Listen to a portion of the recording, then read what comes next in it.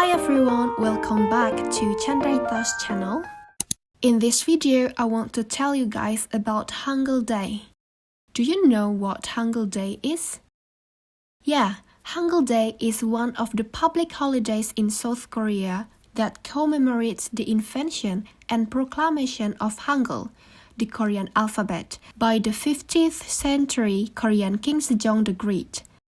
Between 1991 and 2012, Hangul Day lost its position as a national holiday, and workers didn't get the day off.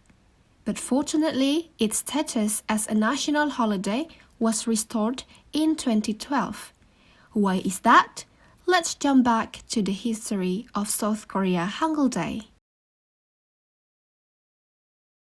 Before Hangul was invented, Korean used Chinese characters to write with native phonetic writing systems.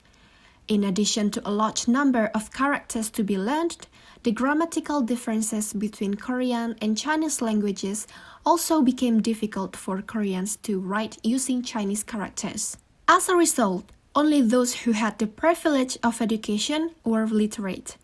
Therefore, King Sejong decided to create the Korean alphabet to promote literacy among all Koreans, and he proclaimed the publication of Hangul in 1446.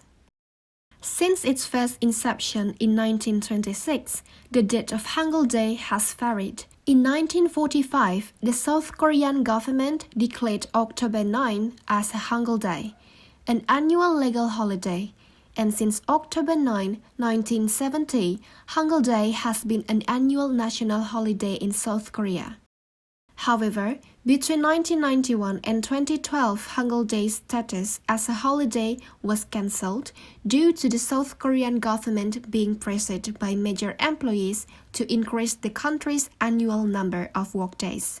As a result, the day remained as a commemoration, but workers didn't get the day off. On November 1, 2012, its status as a national day was restored. Despite all the benefits of Hangul, it almost went out of existence during the Joseon dynasty. At the time, the elites who decided to preserve their status saw that Chinese characters were the only true way to write Korean. Hangul was then effectively banned by the King Yeonsangun in the early 16th century, but then saw a revival towards the end of the century. It then had a resurgence in the 19th century and gradually grew more common, especially due to its role in Korean nationalism during the era of the Japanese occupation. In the 1970s, there was a decline in the use of Chinese characters, paving the way for the prevalent utilization of Hangul in almost all Korean writings today. So, most of you may be wondering how Korean people usually celebrate Hangul Day.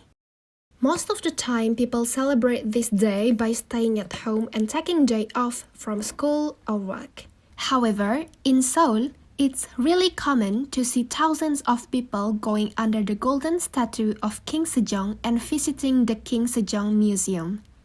The museum is easy to find. The entrance of the museum is at the back of the statue itself. Inside the museum, there are several exhibits that explain the creation of many of the advances made during King Sejong's reign, including Hangul.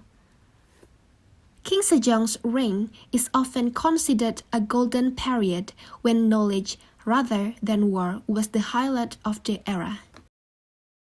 Koreans also visit the National Hangul Museum, where they can relive the history of the creation of the alphabet and participate in various activities.